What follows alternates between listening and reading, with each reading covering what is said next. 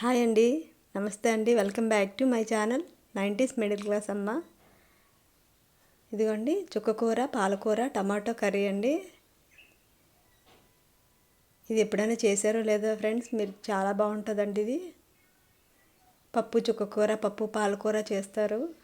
ఈ విధంగా ఒకసారి ట్రై చేయండి. చాలా అంటే చాలా బాగుంటుందండి.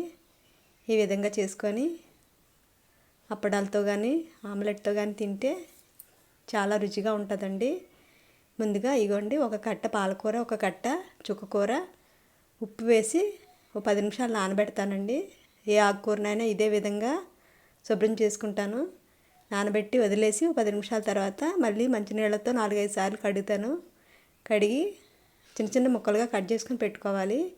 కళాయిలో ఆయిల్ వేసి పోపులండి, ఆవాలు, మినపప్పు, శనగపప్పు, జీలకర్ర, 4 ఒక ఎండుమిర్చి, 4 వెల్లుల్లి రెబ్బలు, కరివేపాకు వేసి ఫ్రై చేసుకున్నాను.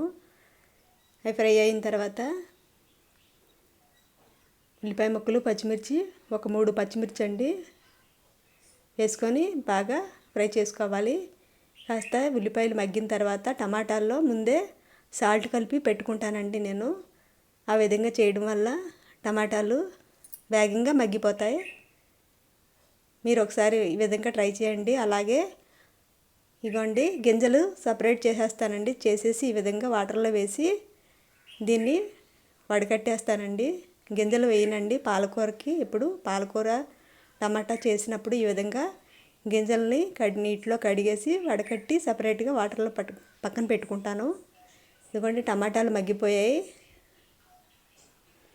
ఇప్పుడు కొద్దిగా పసుపు వేసి ఇలా కలుపుకోవాలి కాసేపు. ఇప్పుడు ఆకుకూర కడిగి పెట్టుకున్న పాలకూర, చుక్కకూర తరిగి పెట్టుకున్నది వేసుకోవాలండి. వేసుకొని సరిపడా సాల్ట్ వేసుకోవాలి. అలాగే ధనియాల పొడి 1 టేబుల్ స్పూన్, జీలకర్ర పొడి 1/2 టీ స్పూన్, కారం కొద్దిగా వేసుకుంటున్నానండి నేను.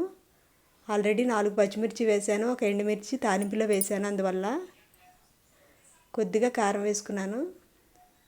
అంతేనండి. ఈ విధంగా మగ్గించుకుని ఇది రైస్లో తింటే చాలా బాగుంటుందండి. ఇందాక టమాటా గింజలు వాటర్ ఉంది కదండి, అది కూడా చివరిలో వేసేసుకున్నాను. మామూలుగా అయితే వాటర్ వేయక్కర్లేదండి. ఈ విధంగా ఒకసారి ట్రై చేయండి. చాలా బాగా ఉంటుందండి కూర. లైక్ చేయండి, షేర్ చేయండి, సబ్స్క్రైబ్ చేసుకోండి నా ఛానల్ని.